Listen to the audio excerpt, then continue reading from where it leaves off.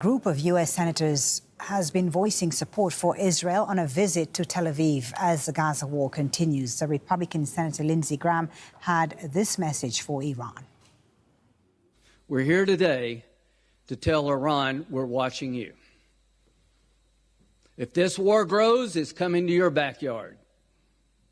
There won't be two fronts, there'll be three. If there's an effort to unleash Hezbollah on the Jewish state to destroy it, my attention will be to Tehran. If these innocent hostages get slaughtered, I hold you, Iran, accountable because you could stop it if you chose to. Let's find out more about this with Mike Hanna in Washington, D.C. So, Mike, Lindsey Graham, we heard there, but this was a bipartisan group of senators in Israel. How significant a visit was this? Well, not particularly significant. It is the second bipartisan delegation that has visited Israel since the beginning of the conflict. It is bipartisan, as I must stress, but there are very different opinions on some of these senators, the 8 senators who are taking part in this trip. We heard there from Lindsey Graham before traveling to Israel. He made several comments about flattening Gaza. There was no mention of the humanitarian situation in Gaza as a consequence of Israeli action. However, one of the delegation, another member, is the Democratic Senator Cory Booker. Now, he, for his part, has asked the Biden administration to donate some $300 million to the United Nations Emergency Relief Fund. So, obviously, there are different opinions among these senators. I must add as well, there's a senator there, John Toole from South Dakota, who refused to vote on Biden's nomination for ambassador to Israel. The reason for this is because he and some other Republicans are ideologically opposed to approving any nomination by the Biden administration. Well, you know, not voting on an ambassador at a time when there is no ambassador in Egypt could hardly be seen as helpful to U.S.-Israel relations. Right. And, Mike, Washington is deploying more military assets to the region. What more can you tell us about this additional hardware that's being deployed, and for what purpose is it being sent?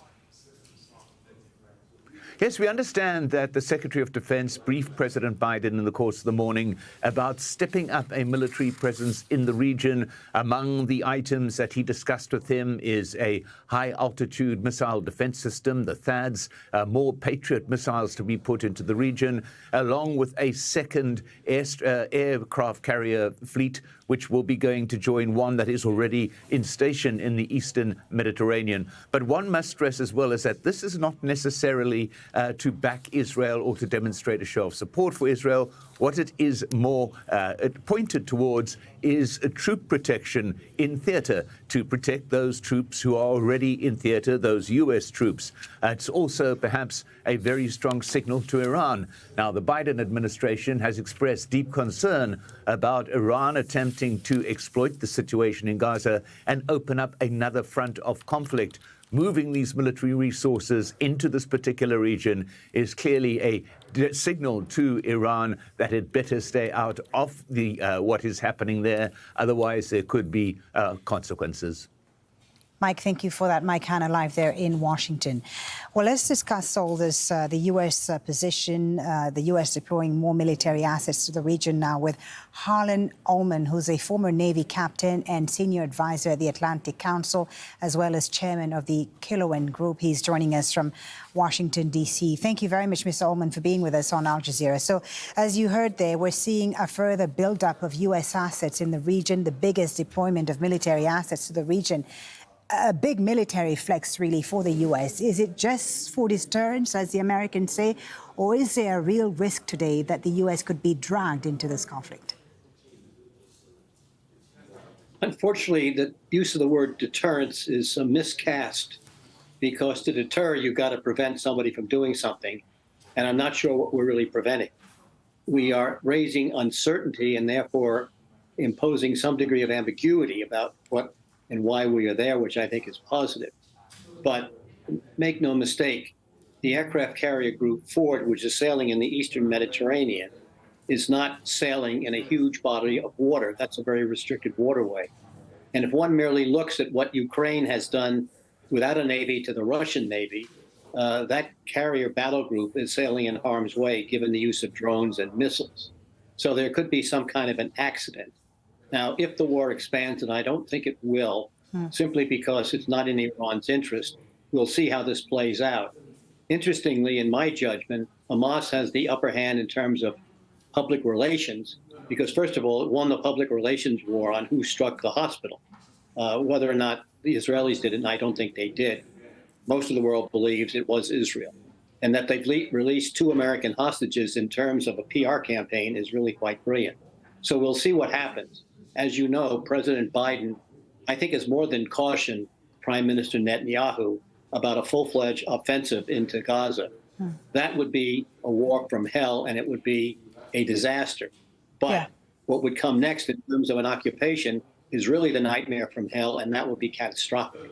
So we're really on the horns of many dilemmas, and one hopes that the conflict can be confined. Let's talk about what comes next and this planned Israeli ground invasion, of course. We had an incident earlier today in Khan Yunis, in Gaza, where Hamas, the Al-Qassam brigades, Hamas's military wing, said they foiled an Israeli incursion into Gaza.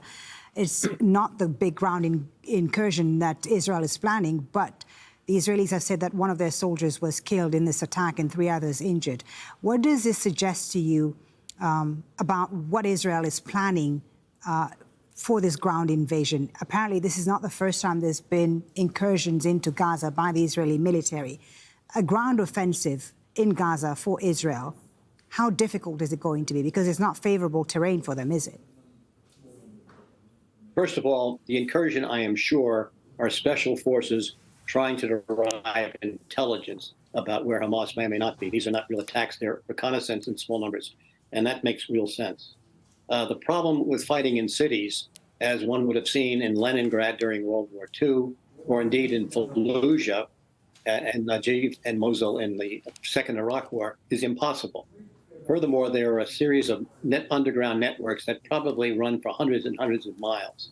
So what would happen, think about the siege of Leningrad or Stalingrad during World War II, and probably double the damage. There's no way of separating Hamas from innocent Gazan residents. So it would be a bloodbath. It would probably take months. And then the issue is, what next? The Israelis would invade with armor, lots of drones, infantry, which would be needed, all sorts of special forces and mine clearance and mine detection devices. But when you're putting that magnitude, and I would have thought it would require roughly about 80 to 100,000 troops, there's going to be huge, huge amounts of damage done. And then what happens to the population of Gaza that's going to be without food, water, and electricity? So this is, as I said, a war from hell, but the occupation would be a nightmare from hell. Right. You talked about, Mr. Ullman, Hamas winning the PR battle right now.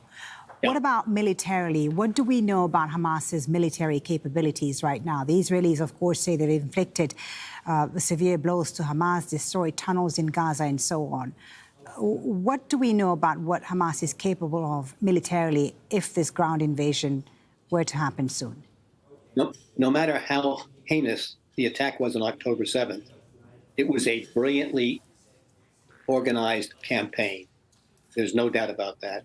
So I would assume that Hamas, and there's some 40 or 50,000 Hamas soldiers, and probably another 10 or 15,000 from the Palestinian Jihad. So you're facing a substantial number of enemies. I think they're extraordinarily well equipped.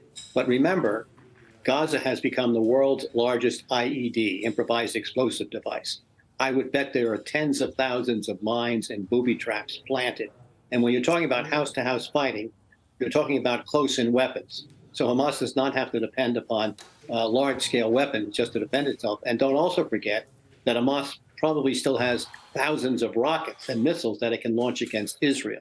So this is a very formidable threat, made more difficult by the fact that this is going to be urban fighting, house-to-house, room-to-room, and that's going to be a bloodbath.